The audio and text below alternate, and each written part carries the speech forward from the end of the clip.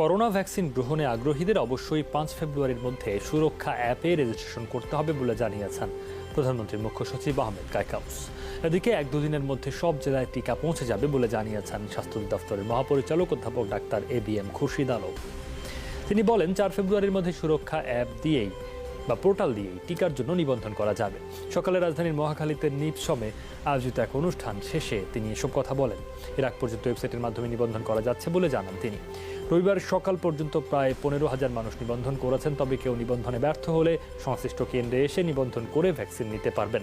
এছাড়া এলাকা ভিত্তিক স্বাস্থ্যকর্মীদের সহায়তায় নিবন্ধনের ব্যবস্থা করা হবে বলেও জানান তিনি।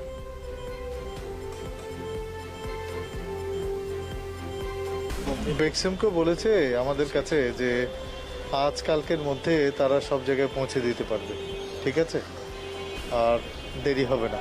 আমাদের বুথগুলো তৈরি আছে আর আমাদের ট্রেনিংটা আজকে শেষ হয়ে যাওয়ার কথা।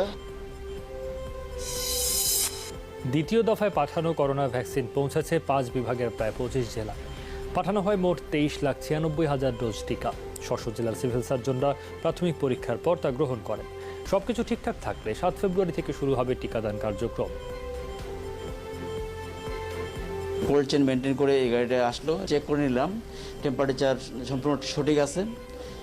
আমরা আবার সাথে সাথেই আমাদের কোল্ড বক্সে ঢুকে নিলাম। সবাই দেখেছে সব কিছু সুন্দরভাবে হয়েছে। আশা করি আমরা আমাদের কাঙ্ক্ষিত এই ভ্যাকসিনটি সারা দেশের মতো আমরাও 7 ফেব্রুয়ারি আমাদের জেলায় ভ্যাকসিন কার্যক্রম শুরু করতে পারবো। সিলেটে 19 কার্টুন ভ্যাকসিন আসছে, প্রতিটি কার্টুনে 1200 করে ভায়াল, সব মিলিয়ে 22,800 ভায়াল আছে। এবং 22,800 ভায়ালে যদি আমরা ধরি একটি ভায়ালে 10 ডোজ করে, তাহলে 2,28,000 ডোজ হবে। দেশে 24 ঘন্টায় করোনায় আক্রান্ত হয়ে প্রাণ হারিয়েছেন আরও 16 জন। শনাক্ত হয়েছেন 369 জন। শনাক্তের হার 3.2%। মহামারীতে এ পর্যন্ত দেশে প্রাণহানি 8,127 জনের। স্বাস্থ্য অধিদপ্তর জানিয়েছে গত 24 ঘন্টায় নমুনা পরীক্ষা করা হয়েছে 12,225 জনের।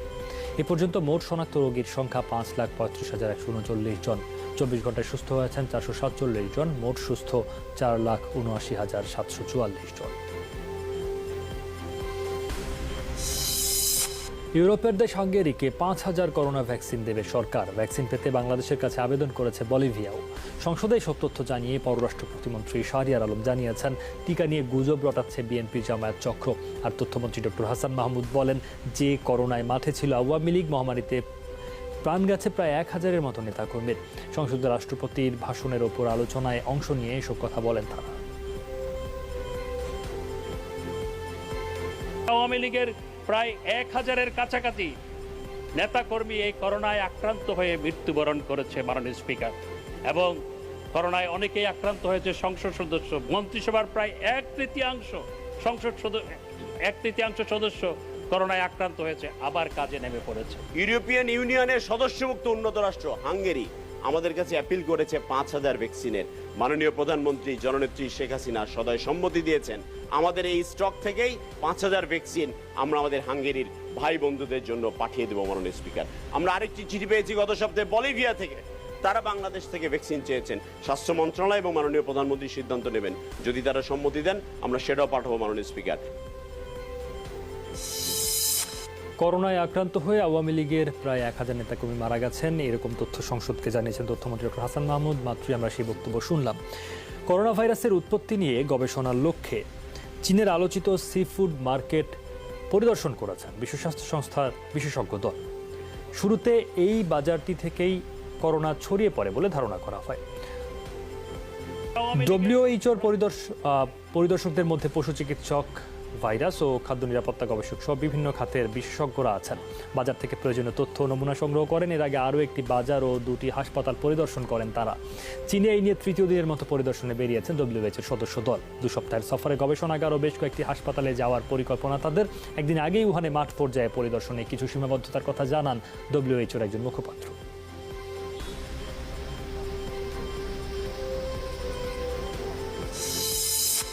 করোনা ভাইরাসের টিকা রফতানির ওপর নিয়ন্ত্রণ আরোপের ঘোষণা দেয় ইউরোপের ক্ষুব্ধ ব্রিটেন ও ডব্লিউএইচও। মহামারী মোকাবেলায় ঐক্যবদ্ধ প্রয়াসের বদলে ভুল করছে জোট, এমন প্রতিক্রিয়া যুক্তরাজ্যের। বিশ্ব স্বাস্থ্য সংস্থাও বলছে ক্রান্তি লগ্নে টিকা জাতীয়করণ করা হলে দীর্ঘায়িত হবে মহামারী। অবশ্য ইউরোপীয় জোটের সাফাই সিদ্ধান্তটি অস্থায়ী এবং গ্রেট ব্রিটেনের একাংশ ও আয়ারল্যান্ডের ক্ষেত্রে প্রযোজ্য। ক্রিসমাসের পর ডিসেম্বরে ইউরোপের 27 দেশে শুরু হয় করোনা প্রতিরোধে টিকাদান কর্মসূচি। ফাইজার, বায়োএনটেক এবং অক্সফোর্ড অ্যাস্ট্রাজেনেকার ভ্যাকসিন প্রয়োগ করা হচ্ছে দেশগুলোতে। আগামী সপ্তাহে করোনা টিকা কর্মসূচি শুরু করতে যাচ্ছে পাকিস্তান। সেই লক্ষ্যে শনিবার করাচিতে ড্রাই রান শুরু করেছে দেশটি। অন্যান্য দেশের মতোই প্রথম ধাপে টিকা পাবেন ফ্রন্টলাইনার স্বাস্থ্যকর্মীরা। পাকিস্তানের সিনোফার্মের উৎপাদিত 5 লাখ ডোজ টিকা অনুদান দিয়েছে চীন। দেশটিতে এ পর্যন্ত জরুরি ব্যবহারের জন্য অনুমোদন দেওয়া হয়েছে 2টি ভ্যাকসিন, একটি সিনোফার্মের, অপরটি অ্যাস্ট্রাজেনেকার। বিবেচনায় আছে রাশিয়ার টিকা স্পুটনিক 5ও। স্বাস্থ্যমন্ত্রী ফয়সাল সুলতান জানান, আরেক চীনা প্রতিষ্ঠান ক্যানসিনো বায়োলজিক্সের সাথে চুক্তির ভিত্তিতে কয়েক লাখ ডোজ টিকা পাবে পাকিস্তান। চূড়ান্ত পর্বের ট্রায়ালের পর ফেব্রুয়ারিতে প্রকাশ হতে পারে প্রাথমিক ফলাফল। ভারত তার প্রতিবেশী দেশগুলোকে উপহার হিসেবে টিকা পাঠালেও সে তালিকায় ছিল না পাকিস্তান। করোনার টিকা বিরোধী প্রচারণা থেকে বিপুল অর্থ আয় করে যাচ্ছে ফেসবুক। সামাজিক যোগাযোগ মাধ্যমটিতে অবাধে চলছে কোভিড-19 সংক্রান্ত বিপজ্জনক ও ভুয়া তথ্য প্রকাশ। ব্যুরো অব ইনভেস্টিগেটিভ জার্নালিজম বলছে, ফেসবুকের নিজস্ব ফ্যাক্ট চেকে উতরে যাওয়া লাভজনক পেজেই মহামারী ও টিকার বিষয়ে ছড়ানো হচ্ছে ভুল তথ্য। অনুসন্ধানে বেরিয়ে এসেছে 4.5 কোটি মানুষ অনুসরণ করেন এমন 430টি পেজে চলছে এই ধরনের অপপ্রচার। লন্ডন ভিত্তিক গবেষণা প্রতিষ্ঠানটির দাবি, মহামারী ও টিকা বিষয়ক অপপ্রচার থেকে ফেসবুকের আয়ের বড় অংশ এখনও আড়ালে। জার্মান, হিব্রু, পোলিশ ও স্প্যানিশ সহ 7 ভাষায় সারা বিশ্বের মানুষের কাছে পৌঁছানো হচ্ছে ভুল তথ্য। বিষয়টি খতিয়ে দেখা হবে বলে জানিয়েছে ফেসবুক কর্তৃপক্ষ।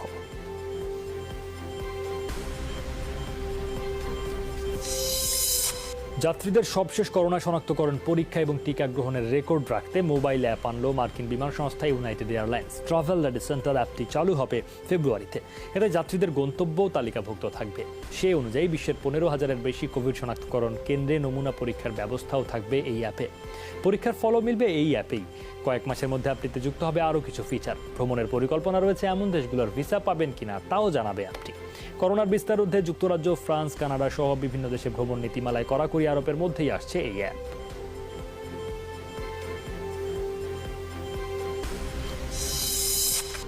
প্রধানমন্ত্রী শেখ হাসিনা বলেছেন, সত্যকে কেউ মুছে ফেলতে পারে না। ইতিহাসকে যে মুছে ফেলা যায় না তা আজ প্রমাণিত। বলেন, দেশের ভিত্তি গড়ে দিয়েছেন বঙ্গবন্ধু। দুপুরে একাদশ জাতীয় সংসদের মুজিববর্ষের কার্যক্রম, মুজিববর্ষ ওয়েবসাইট 2020-21 এবং জাতির পিতা বঙ্গবন্ধু শেখ মুজিবুর রহমানের অডিও ভাষণের ডিজিটাল সংকলনের উদ্বোধন করেন প্রধানমন্ত্রী। সংসদ ভবনের শপথ কক্ষে আয়োজিত অনুষ্ঠানে তিনি বলেন, মাত্র 54 বছরের জীবনে বঙ্গবন্ধু অসাধ্য সাধন করে গেছেন। একটা স্বাধীন রাষ্ট্রের জন্য যা যা করণীয় সবই তিনি করে গেছেন।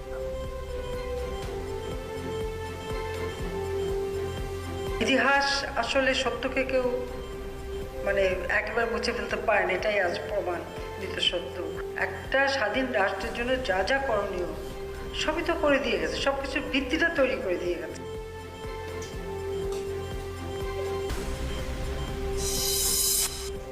স্বাস্থ্যবিধির তোয়াক্কা না করে হাজারো কর্মী নিয়ে আজিমপুর কমিউনিটি সেন্টারে আলোচনা সভা করল ঢাকা মহানগর দক্ষিণ আওয়ামী লীগ। সভায় বিভিন্ন ওয়ার্ডের কর্মীদের মাঝে সংঘর্ষের মতো ঘটনাও ঘটে। মূল মঞ্চে ছিল বিভিন্ন পর্যায়ের প্রায় শতাধিক নেতা। এক পর্যায়ে মঞ্চে শুরু হয় বিশৃঙ্খলা। পরে কেন্দ্রীয় নেতাদের হস্তক্ষেপে পরিস্থিতি স্বাভাবিক হয়। পরিস্থিতি কিছুটা শান্ত হবার পর কেন্দ্রীয় নেতারা বলেন, জনগণের কাছে জনপ্রিয়তা হারিয়েছে বলেই পৌর নির্বাচনে ভরাডুবি হয়েছে বিএনপির।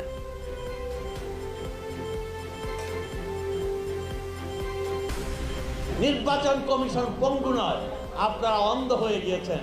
মাথায় কানে ঠুলু দিয়েছেন, চোখে আপনারা কি করেছেন জানি না। গিয়ে দেখেন এবং ব্যক্তিগতভাবে মানুষের কাছে জিজ্ঞাসা করেন যে কতজন বিএনপির নেতা সেখানে ছিল। বিএনপির শাসনামলে স্থানীয় সরকার নির্বাচনের কথা মনে করিয়ে দিতে চাই। সহিংসতা, প্রাণহানি আর নির্বাচনের নামে প্রহসনই ছিল তাদের শাসনামলে স্থানীয় সরকার নির্বাচনের চরিত্র। মৌলভীবাজারে চলন্ত ট্রেনে ধর্ষণের অভিযোগের মামলায় ভুক্তভোগী নারীর ডাক্তারি পরীক্ষা সম্পন্ন হয়েছে। সকালে সদর হাসপাতালে চলে ডাক্তারি পরীক্ষা। ফল পেতে 2 থেকে 3 দিন সময় লাগবে বলে জানিয়েছে পুলিশ। আদালতের মাধ্যমে গতকালই জেল হাজতে পাঠানো হয়েছে অভিযুক্ত ট্রেনের কর্মীকে। এজাহার অনুযায়ী শুক্রবার সন্ধ্যায় সুরমা মেইল ট্রেনে সিলেট থেকে ঢাকায় ফিরছিলেন ওই নারী। রাতে লাউয়াছড়া এসে টয়লেটে যাওয়ার সময় ট্রেনের সহকারী জেনারেটর অপারেটর জাহিদ তাকে জোর করে অন্ধকার কম্পার্টমেন্টে নিয়ে যায়। সেখানে ওই নারী ধর্ষণের শিকার হন বলে মামলায় বলা হয়েছে।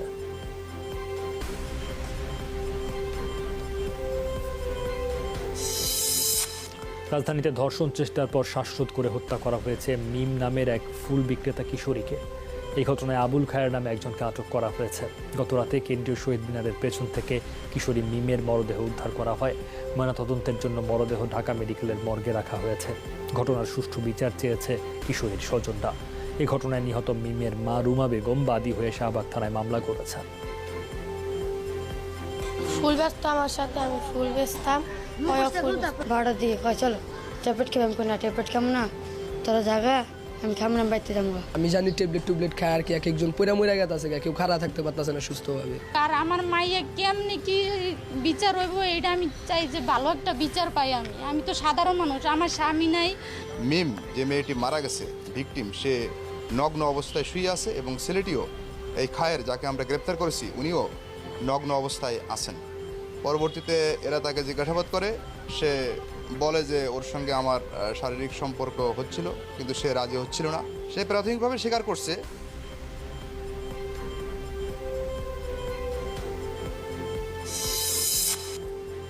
সন্তানকে নিয়ে কত স্বপ্নই না ছিল মা জিয়াসমিনের, নামও ঠিক করেছিল পরিবার, কিন্তু গর্ভেই মারা গেল অতি আরাধ্য সেই মানিক।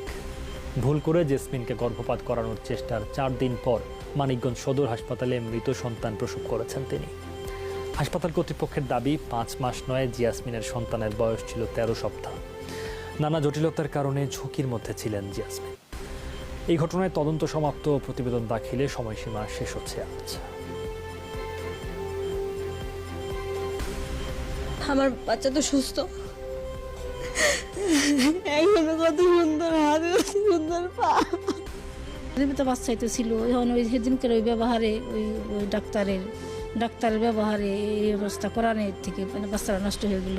এখন ওদের ভুলের জন্য একটা জীবন এই যে ধ্বংস হয়ে গেল, একটা অনেক আশা ভরসা প্রথম বাচ্চা। এটা বলতেছিল যে 3 মাসের বাচ্চা, 3 মাসের বাচ্চা হলে কি পুরো শরীরটা হয়, আমার মতো তো হয় না, তাদেরই জানার কথা এটা। থ্রেটেন্ড অ্যাবর্শন মানেই সেটা নিজেই অ্যাবর্শন হওয়ার একটা টেন্ডেন্সি নিয়ে ভর্তি হয়। রোগীর পিভি ব্লিডিং, তারপরে হচ্ছে আপনার লোয়ার অ্যাবডোমিনাল পেইন, আর বিশেষ করে থ্রেটেন্ড অ্যাবর্শন যদি 2 মাস 3 মাসের মধ্যে হয়, তাহলে এগুলো বেশিরভাগ ক্ষেত্রেই অ্যাবর্শন হয়ে যায়। এটার ক্ষেত্রে দেখা যায় যে একদিন ভালো পেশেন্ট, দ্বিতীয় দিন আবার ব্যথা থাকবে, পিভি ব্লিডিং থাকবে, আলটিমেটলি এইটা অ্যাবর্শন হয়ে যায়। বিসিবি একাদশ উইন্ডিজ প্রস্তুতি ম্যাচের খবর। ড্র হয়েছে 3 দিনের প্রস্তুতি ম্যাচ। 389 রানের জয়ের লক্ষ্যে তৃতীয় দিন শেষে বিসিবির স্কোর দাঁড়ায় 2 উইকেটে 63 রান। দ্বিতীয় ইনিংসে 291 রানে গুটিয়ে গেছে উইন্ডিজ। চট্টগ্রামের এমিয়াজি স্টেডিয়ামে প্রথম ইনিংসে 97 রানের লিড নিয়ে শেষ দিন শুরু করে উইন্ডিজ। ক্যাম্বেলকে 68 রানে সাইফ হাসান আর বোনারকে 80 রানে ফিরিয়েছেন খালেদ আহমেদ। শেষ দিকে রেমন দৈফারের অপরাজিত 49 রানে 291 রান করে উইন্ডিজ। তাদের লিড হয় 388 রানের। মুকিদুল 4 আর খালেদ নেন 3টি উইকেট। জবাবে সুবিধা করতে পারেননি সাইফ হাসান আর নাইম শেখ, তবে 23 রানে অপরাজিত থাকেন সাদমান ইসলাম আর ইয়াসির রাব্বি করেন 33।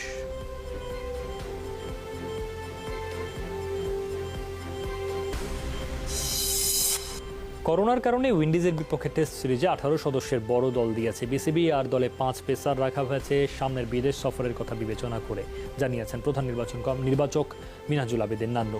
3 দিনের প্রস্তুতি ম্যাচ দেখে টাইগার ক্রিকেটারদের সতর্ক করছেন সাবেক অধিনায়ক। কঠিন পরীক্ষা দিতে হবে অভিজ্ঞ ক্যারিবীয় বোলিং লাইন আপের বিপক্ষে। 18 জন দেওয়ার কারণটা হচ্ছে আপনারা সবাই জানেন, কোভিড-19 মাথায় রেখে আমাদের টেস্ট ক্রিকেটের মাথায় রেখে আমাদের যে পুল যেটা আমরা করেছি, ক্রিকেটার ম্যাক্সিমামকে রাখা হয়েছে, যাতে যারা খেলবে না ওরা যাতে একটা সিস্টেমে থাকে, যাতে আরও ইউজ টু হয়, টিম ম্যানেজমেন্টের সাথে কাজ করে যাতে আরও ইমপ্রুভ করতে পারে।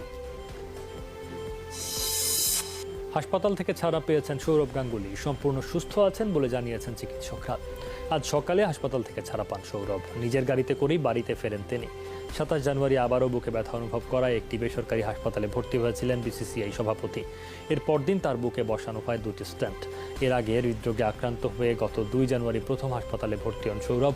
সেবার একটি স্ট্যান্ট বসানো হয়। তারপর 1 সপ্তাহের মধ্যে বাড়িও ফিরে গিয়েছিলেন। প্রথম ধাপে কিছু সংখ্যক রোহিঙ্গাকে ফেরত নিতে রাজি হয়েছে মিয়ানমার। সকালে রাজধানীতে এক অনুষ্ঠানে এই তথ্য জানিয়েছেন পররাষ্ট্রমন্ত্রী ডক্টর এ কে আব্দুল মোমেন। তিনি বলেন, বাংলাদেশ 8 লাখ রোহিঙ্গার তালিকা দিলেও তারা মাত্র 42,000 রোহিঙ্গাকে যাচাই বাছাই করেছে। অবশ্য আরও যাচাই বাছাই করার আশ্বাসও দিয়েছে। মন্ত্রী জানান, ফেব্রুয়ারির প্রথম সপ্তাহে রোহিঙ্গা প্রত্যাবাসন বিষয়ে আবারও বৈঠকে বসবে বাংলাদেশ মিয়ানমার। আমরা কিছু প্রস্তাব দিয়েছি, তারা মোটামুটিভাবে সবগুলোতেই আপনার ঐকমত পৌঁছা গেছে।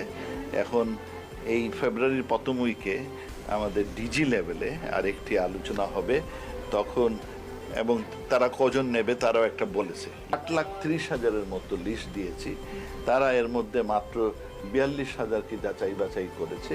তবে এর মধ্যে আরও কিছু, আমার লাস্ট খবরটা মনে নাই, আরও কিছু করেছে। তো যাই হোক, তারা কিছু নিবেন নেওয়াটা, এটা তো একদিনে যাবে না, প্রসেসটা শুরু হবে। এপ্রিলে পশ্চিমবঙ্গের নির্বাচন থাকায় মার্চে নরেন্দ্র মোদীর ঢাকা সফরে তিস্তা চুক্তি অনিশ্চিত, এমন তথ্য জানিয়েছেন পররাষ্ট্র সচিব মাসুদ বিন মোমেন। ভারত সফর শেষে দেশে ফিরে বিকেলে সংবাদ সম্মেলনে এই তথ্য জানান তিনি। বলেন, মোদীর ঢাকা সফরের আগেই স্বরাষ্ট্র, বাণিজ্য ও নৌপরিবহন মন্ত্রণালয়ের সচিব পর্যায়ের বৈঠক হবে ঢাকায়। আর দিল্লিতে বসবেন দুদেশের পানি সচিব। জানান, করোনাকালে বাংলাদেশ ভারত বিশেষ বিমান যোগাযোগ 30 এপ্রিল পর্যন্ত বাড়ানো হয়েছে।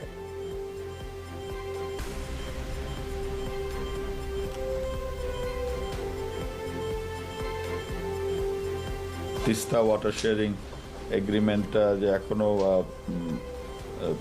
একটা পর্যায়ে গিয়ে এটার আর অগ্রগতি হচ্ছে না, সেই ব্যাপারে আমরা আমাদের যে আকাঙ্ক্ষা বা আমাদের যে ইচ্ছা সেটা আমরা তাদের কাছে ব্যক্ত করেছি, এবং আমরা চেয়েছি যে যত দ্রুত তাদের এই এগ্রিমেন্টটা যদি তারা করে। 13 মার্চ থেকে ঢাকা বিশ্ববিদ্যালয়ের অনার্স মাস্টার্সের শিক্ষার্থীদের জন্য আবাসিক হল খুলে দেওয়া হবে বলে জানিয়েছেন ঢাকা বিশ্ববিদ্যালয়ের প্রক্টর অধ্যাপক এ কে গোলাম রাব্বানী। বিকেলে বিশ্ববিদ্যালয়ের জরুরি একাডেমিক কাউন্সিল সভায় এই সিদ্ধান্ত নেওয়া হয়। তবে সরকারি সিদ্ধান্তের পর ক্লাস শুরু হবে বলেও জানান গোলাম রাব্বানী। এ সময় করোনার মধ্যে চলমান অনলাইন একাডেমিক কার্যক্রম অব্যাহত থাকবে বলেও জানানো হয়।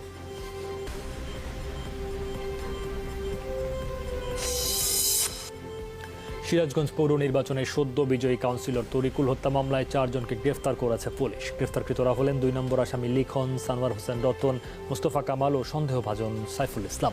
তাদের মাঝে লিখন ও রতন মামলার প্রধান আসামি বুদ্দিনের সহোদর। পুলিশ জানায়, ঘটনার পর থেকে অভিযান চালিয়ে জড়িত সন্দেহে আসামিদের গ্রেফতার করা হয়। এর আগে 16 জানুয়ারি পৌর নির্বাচনের দিন 6 নম্বর ওয়ার্ডের বিজয়ী কাউন্সিলর তরিকুলকে হত্যা করা হয়। গোপালগঞ্জ পৌর আওয়ামী লীগ নেতা ও ব্যবসায়ী আসাদুজ্জামান ওরফে টিটু শরীফ হত্যা মামলার রায়ে 16 জনকে যাবজ্জীবন কারাদণ্ড দিয়েছেন আদালত। খালাস পেয়েছেন 15 আসামি। দুপুরে খুলনায় দ্রুত বিচার ট্রাইব্যুনালের বিচারক নজরুল ইসলাম হাওলাদার সব আসামির উপস্থিতিতে এই রায় ঘোষণা করেন। আইনজীবীরা জানান, জমি সংক্রান্ত বিরোধের জেরে 2018 সালের 1 জুলাই নড়াইলের সিঙ্গাতি গ্রামে আসামিরা কুপিয়ে হত্যা করে পৌর আওয়ামী লীগের সিনিয়র সহসভাপতি টিটু শরীফকে।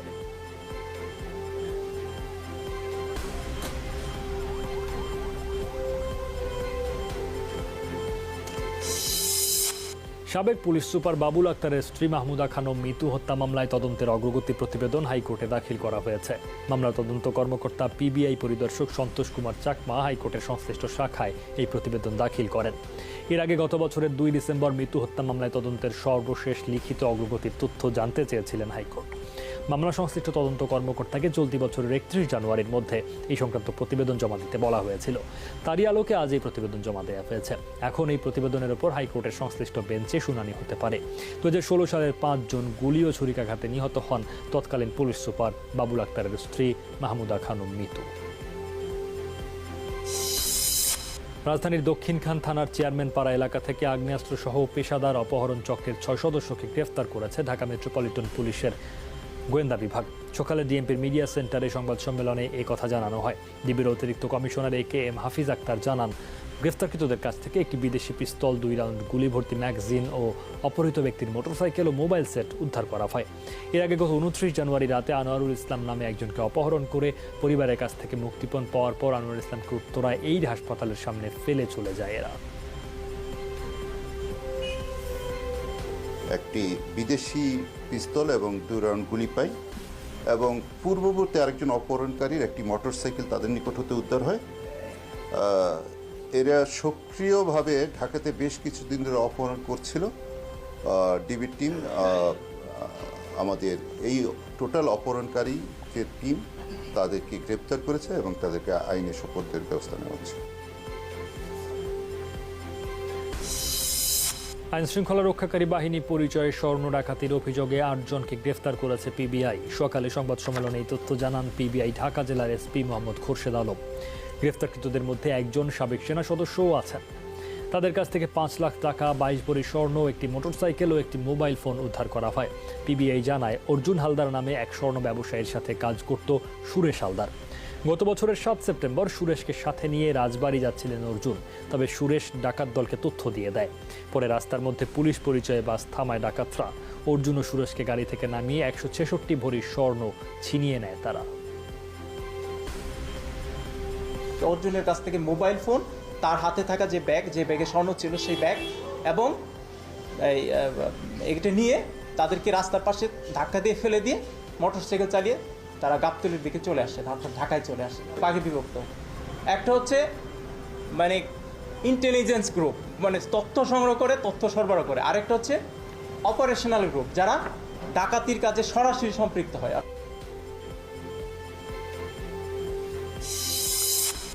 এখনই পশ্চিমবঙ্গ থেকে তৃণমূল কংগ্রেসকে হঠানোর মোক্ষম সময়, কারণ গেল 10 বছরে বাঙালিদের বঞ্চিত করেছেন মুখ্যমন্ত্রী। আজ হাওড়ায় বিজেপির মহাসমাবেশে ভার্চুয়ালি যোগদানের মাধ্যমে এই হুঁশিয়ারি দিলেন কেন্দ্রীয় স্বরাষ্ট্রমন্ত্রী অমিত শাহ। বলেন, মুখ্যমন্ত্রীর দুর্বল সরকার পরিচালনার জেরেই আইন প্রণেতারা ছাড়ছেন তৃণমূল কংগ্রেস, যোগ দিচ্ছেন বিজেপিতে।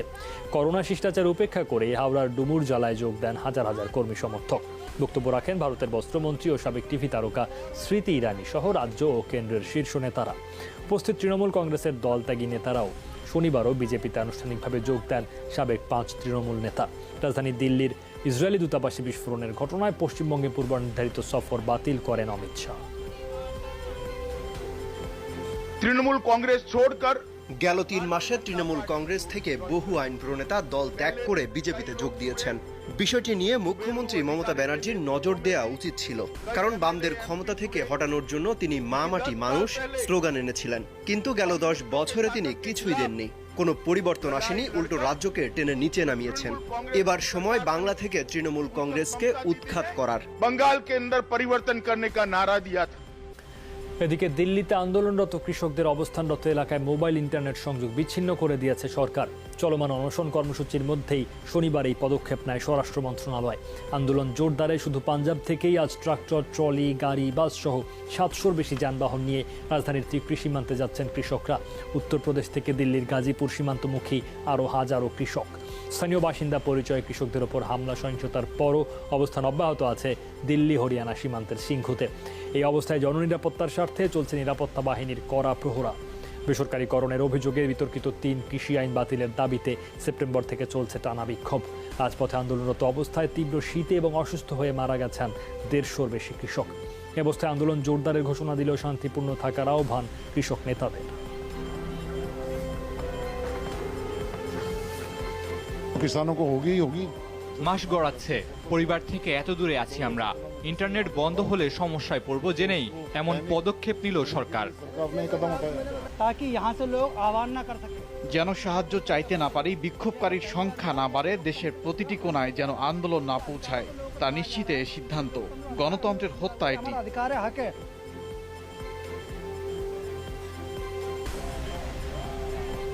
সামরিক বাহিনীর প্রতি সমর্থন জানিয়ে র্যালি হলো মিয়ানমারে। শনিবার রাজধানীর বিক্ষোভে অংশ নেন প্রায় 1000 মানুষ। সামরিক বাহিনীর প্রতি সমর্থন এবং অভ্যন্তরীণ ইস্যুতে বিদেশি হস্তক্ষেপের বিরুদ্ধে স্লোগান দেন তারা। নির্বাচন কমিশনের প্রতি ভোট জালিয়াতির অভিযোগ খতিয়ে দেখার দাবি জানান। এমন এক সময় এই বিক্ষোভ অনুষ্ঠিত হলো যখন অভ্যুত্থানের আশঙ্কা এবং রাজনৈতিক অস্থিরতা চলছে দেশটিতে। একদিন আগেই সংবিধান সুরক্ষায় কাজ করবে বলে বিবৃতি দেয় সামরিক বাহিনী। নভেম্বরের সাধারণ নির্বাচনে সুচির দল নিরঙ্কুশ সংখ্যাগরিষ্ঠতা পেলে কারচুপির অভিযোগ আনে সেনাবাহিনী, যদিও বৃহস্পতিবার এই অভিযোগ প্রত্যাখ্যান করে নির্বাচন কমিশন। এরপরই প্রয়োজনে অভ্যুত্থানের হুমকি দেন commander in chief Min Aung line.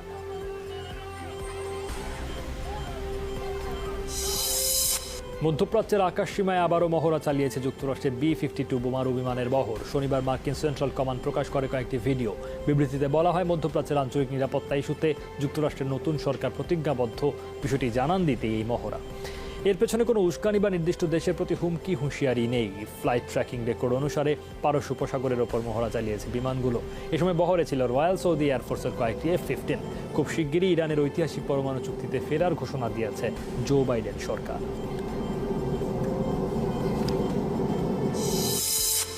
ইউরোপের আদলে হবে বাফুফের ফুটবল একাডেমির কার্যক্রম, জানিয়েছেন বাফুফের সহসভাপতি আতাউর রহমান মানিক। একাডেমিতে সুযোগ পাওয়া ফুটবলারদের দেওয়া হবে মাসিক বেতন। ভবিষ্যতে একাডেমিকে স্বাবলম্বী করতে ফুটবলার বিক্রির চিন্তা রয়েছে বাফুফের। আপাতত একাডেমিতে চলবে ডেভেলপমেন্ট কমিটিতে থাকা কর্মকর্তাদের টাকায়। আমাদের গভর্নমেন্টের কাছে আমরা যেই ট্রেনিং প্রজেক্ট আমরা বলেছি, সেই প্রজেক্টটা যদি আমরা সাকসেসফুলি আমাদেরকে ক্রীড়া মন্ত্রণালয় সম্মতি দেয় বা ক্রীড়া মন্ত্রণালয় করে দেয়, তাহলে কিন্তু আমরা টোটালি সেরকম একাডেমি করব যে একাডেমি থেকে বাংলাদেশের প্লেয়ার সারা পৃথিবীতে আমরা সেল করতে পারি। সেটা যদি আমরা এখনই শুরু করতে পারি, 12 বছর পর 15 বছর পর গিয়ে আমরা রেজাল্ট পাবো।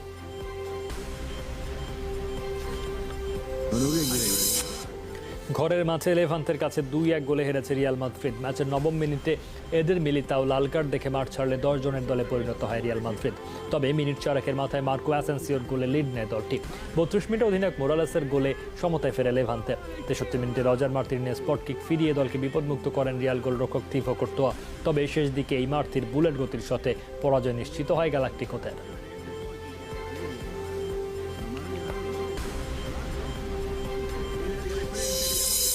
আর্সেনালের মাঠ থেকে গোলশূন্য ড্র নিয়ে ফিরেছে ম্যানচেস্টার ইউনাইটেড। অবশ্য প্রথমার্ধে বলের নিয়ন্ত্রণে এগিয়ে ছিল ইউনাইটেড, তবে এই আক্রমণের সমানে সমান ছিল দুই দল। 20 মিনিটে দারুণ সুযোগ পেলেও আর্সেনাল গোলরক্ষকের কল্যাণে গোল পাওয়া হয়নি ম্যানিউর। 65তম মিনিটে লেখাযাত্রার ফ্রি কিক ফেরে ক্রসবার কাঁপিয়ে। জয় না মিললেও প্রতিপক্ষের মাঠে টানা 18 লিগ ম্যাচ অপরাজিত থাকার কীর্তি গড়ল ওলে গানারের দল।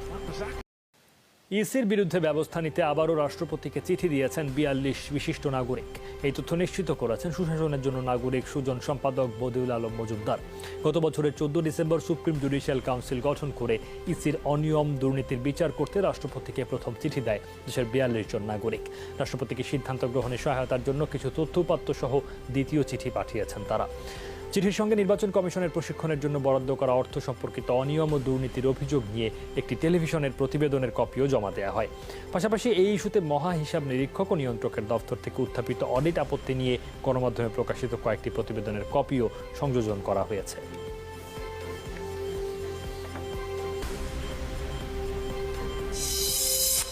মানব পাচারের দায়ে কুয়েতে সাজা হওয়া এমপি পাপুলের সংসদ সদস্য পদ বাতিলের রুল শুনানি কার্যতালিকা অনুযায়ী হবে বলে জানিয়েছেন হাইকোর্ট। পাপুলের এমপি পদ বাতিলের বিষয়ে রুল দ্রুত নিষ্পত্তির আবেদনের শুনানিতে বিচারপতি গোবিন্দ চন্দ্র ঠাকুর ও বিচারপতি মোহাম্মদ উল্লাহর সমন্বয়ে গঠিত হাইকোর্ট বেঞ্চে এই কথা বলেন।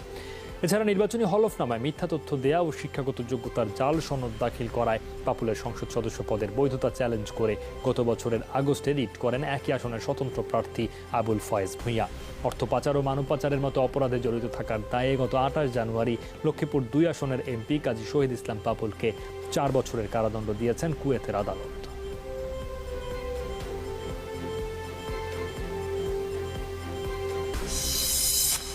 মানব পাচারের অভিযোগে কুয়েতে গ্রেফতার ও সাজাপ্রাপ্ত লক্ষ্মীপুর 2 আসনের সংসদ সদস্য কাজী শহীদ ইসলাম পাপুল সহ 8 জনের বিরুদ্ধে মামলার তদন্ত প্রতিবেদন দাখিলের জন্য 10 মার্চ দিন ধার্য করেছেন আদালত।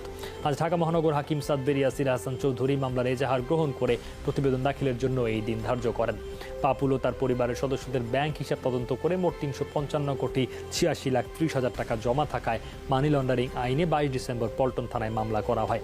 এছাড়া মামলায় 2টি প্রতিষ্ঠান জেডব্লিউ লীলাবালি ও জব ব্যাংক ইন্টারন্যাশনালকে আসামি করা হয়েছে।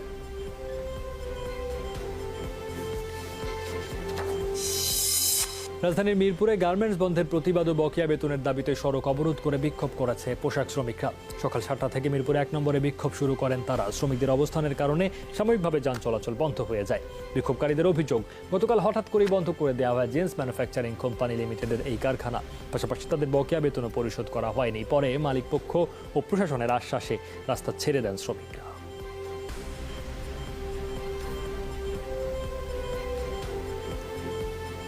কালকে সারাদিন কালকে সময় দেওয়া হয়েছে, আসেনি। আজকে সকাল 10টা পর্যন্ত সময় দেওয়া হয়েছে, তারপরে আসেনি। তারপর আমরা শ্রমিকেরা সবাই মিলে রাস্তায় নামছি। আমাদের দাবি একটাই, আমরা এত বছর চাকরি করে রাস্তায় নামি নাই। আজকে কিসের জন্য রাস্তায় নামা? শুধু মালিকের জন্য। মালিক কেন হঠাৎ করে ফ্যাক্টরি বন্ধ করলো? সে আমাদের বিনা নোটিশে, আমাদের অনুমতি ছাড়া, আমাদের মিটিং ছাড়া কেন ফ্যাক্টরি বন্ধ করলো, সেটাই আমাদের দাবি। ভারতীয় সীমান্ত রক্ষী বাহিনী বিএসএফ এর হয়রানির প্রতিবাদ ও 5 দফা দাবিতে বেনাপোল বন্দর দিয়ে দুই দেশের আমদানি রপ্তানি বাণিজ্য বন্ধ রয়েছে। পেট্রাপোল বন্দরের জীবন জীবিকা বাঁচাও কমিটি এই ধর্মঘটের ডাক দেয়। তাদের অভিযোগ, নিরাপত্তার অজুহাতে বন্দর দিয়ে সিএন্ডএফ এজেন্ট অ্যাসোসিয়েশনের কর্মীদের যাতায়াত বন্ধ করে দেয় বিএসএফ। এছাড়া বিনা কারণে ট্রাক তল্লাশির নামে হয়রানির অভিযোগ করেন তারা। এতে আটকে পড়েছে দুদেশের শত শত ট্রাক, তবে যাত্রী চলাচল স্বাভাবিক রয়েছে।